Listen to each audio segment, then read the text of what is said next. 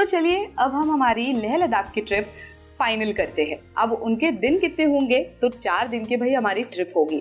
अब 4 दिन की मतलब एक दिन हम ट्रैवलिंग में पूरा इन्वेस्ट करेंगे, फिर 2 दिन हम घूमेंगे और जो 4th डे होगा उस दिन हम हमारे घर रिटर्न चले जाएंगे। यानी कि 2 दिन ट्रैवलिंग में जाएंगे और 2 दिन आप वहाँ पर अच्छे से एंजॉय कर सकते हो। तो चलिए शुरुआत करते हैं हमारे डे 1 के साथ। अब हम ट्रैवल कर कर हमारे होटल तो पहुँच गए हैं। अब चेक इन कीजिएगा, शाम में आराम और मज़ा कीजिएगा और नेक्स्ट डे उठकर फ्रेश होकर पेट भर ब्रेकफास्ट करके हम निकल जाएंगे हमारे फर्स्ट डेस्टिनेशन की तरफ, जो डेस्टिनेशन है गुरुद्वारा पत्थर साहिब। गुरुद्वारा पत्थर साहिब ये 1517 में बनाया गया एक चल चट्टान पर।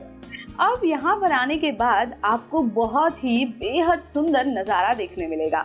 यहाँ पर आप आराम से 1-2 घंटा बिता सकते हैं। आसपास का पूरा एरिया आराम से एक्सप्लोर कर सकते हैं और बहुत सारे ब्यूटीफुल पिक्चर्स भी क्लिक कर सकते हैं। यहाँ से हम निकलेंगे हमारे सेकंड डेस्टिनेशन की तरफ, जो है शांति स्तूप। शांति स्तूप ये एक बौद्ध स्तूप है। जो बुद्धिज्म फॉलो करते हैं वो यहाँ विजिट करते हैं और साथ ही बाकी के टूरिस्ट भी यहाँ पर विजिट करते हैं, क्योंकि आपको इस तरीके की शांति और पीस इतने ब्यूटीफुल नज़ारे के बीच बिताने मिलेगी और एक्सपीरियंस करने मिलेगी, तो आप ऐसा मौका क्यों छोड़ेंगे, है ना। आप यहाँ विजिट कर सकते हैं।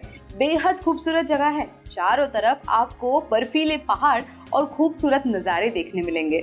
आप यहाँ पर आराम से 1-2 घंटा बिता सकते हैं। अब मैग्नेटिक हिल सुनने के बाद बहुत ही इंटरेस्टिंग साउंड करता है ना।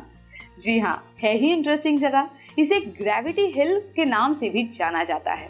ग्रेविटी हिल इसीलिए क्योंकि यहाँ पर ग्रेविटी का अनुभव आराम से और बिल्कुल स्पष्ट नजर आता है। आप जब अपनी खुद की गाड़ी लेकर जाते हो या किसी भी प्राइवेट व्हीकल से ट्रैवल करोगे या कोई भी गाड़ी हो, इस मैग्नेटिक हिल पर अपने आप मुड़ जाती है। इट मीन्स कि यहाँ पे ग्रेविटी आपको आराम से दिखाई देती है और आप उसे महसूस कर सकते हैं।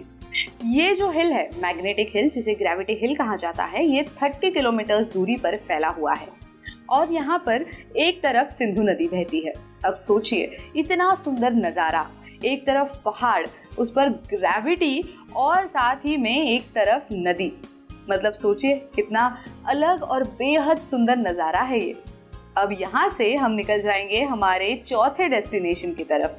तो चलिए अब चलते हैं हमारे 4th डेस्टिनेशन की तरफ, जो है हेमिस मोनेस्ट्री। ये यहाँ पे बहुत ही प्राचीन मोनेस्ट्री है। ये एक तिबेटियन मठ है और बहुत ही ज़्यादा खूबसूरत है। आपको बता दें कि ये मठ 11वीं शती में बनाया गया था और इसी के कारण इसका एक अलग ही महत्व है।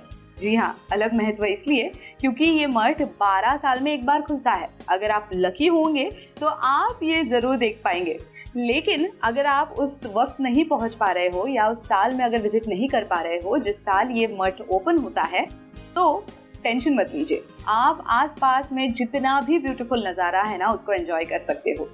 और इसी के साथ बता दें कि इसके पास एक नेशनल पार्क है। एक बहुत ही अद्भुत चीज़ देखने मिलती है, जो है स्नो लेपर्ड। यहाँ पर आप अगर वाइल्ड लाइफ सेंचुरी को देखना चाहते हैं, उसे अनुभवना चाहते हैं या फिर उसे एंजॉय करना चाहते हैं, आप खुद नेचर लवर होंगे, तो आपका टाइम यहाँ पर बहुत आराम से स्पेंड हो सकता है।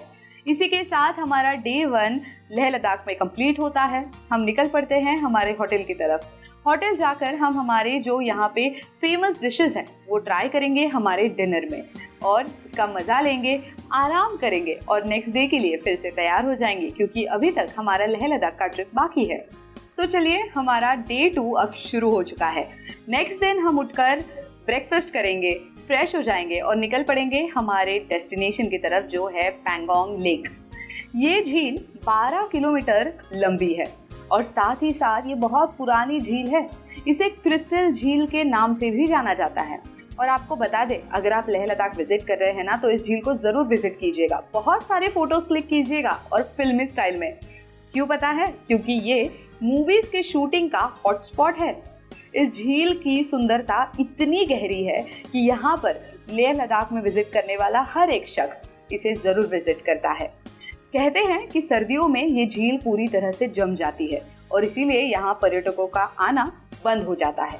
लेकिन अगर आप अप्रैल टू जुलाई में विजिट कर रहे हो तो आप इसे ज़रूर विजिट कर सकते हो और बहुत सारे पिक्चर्स क्लिक कर सकते हो, वो भी बिल्कुल फिल्मी अंदाज में। यहाँ पर आप आराम से 1 या 2 घंटा अपना बिता सकते हैं और इसके बाद हम निकल जाएंगे हमारे लास्ट डेस्टिनेशन की तरफ, जो कि है चांगतांग वाइल्ड लाइफ सेंचुरी।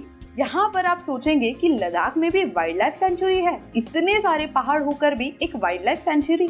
जी हाँ, क्या है ना, बर्फ में बहुत सारे एनिमल्स पाए जाते हैं, उनकी अलग खुद की एक कैटेगरी होती है, कैरेक्टरिस्टिक्स होते हैं और उसी के जरिए यहाँ पर आने वाला हर इंसान जब इन सारी चीज़ों को देखता है तो एक अद्भुत नज़ारा देख रहा है, ऐसे उसे फील होता है। आपको बता दें कि यहाँ पर आने के बाद आपको बहुत सारे अलग अलग तरीके के वनस्पति नजर आएंगे जो सिर्फ बर्फीले पहाड़ों में ही उगते हैं। इंटरेस्टिंग ना। इसी के साथ हम निकल जाएंगे हमारे शॉपिंग की तरफ। अब भाई घूमने आए हैं तो शॉपिंग तो करनी बनती है, हमारे लव्ड वंस के लिए, हमारे स्पेशल लोगों के लिए, हमारे घर वालों के लिए बहुत सारे गिफ्ट्स खरीदना भी बनता है। तो चलिए शॉपिंग के लिए निकल जाते हैं और देखते हैं वहाँ क्या क्या स्पेशल मिलता है।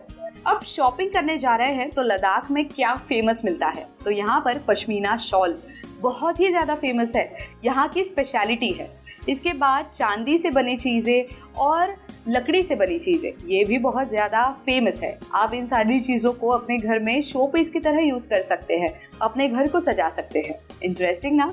इसी के साथ हमारी ट्रिप खत्म होती है और हम निकल पड़ते हैं हमारे होटल रूम की तरफ।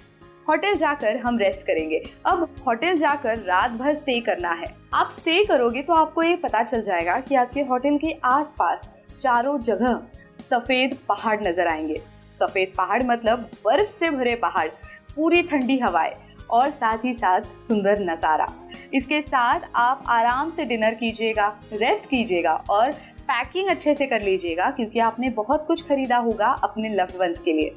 तो चलिए यहाँ से निकल पड़ते हैं हमारे घर की तरफ। आराम करके नेक्स्ट डे हम उठकर ब्रेकफास्ट करके निकल जाएंगे एयरपोर्ट की तरफ।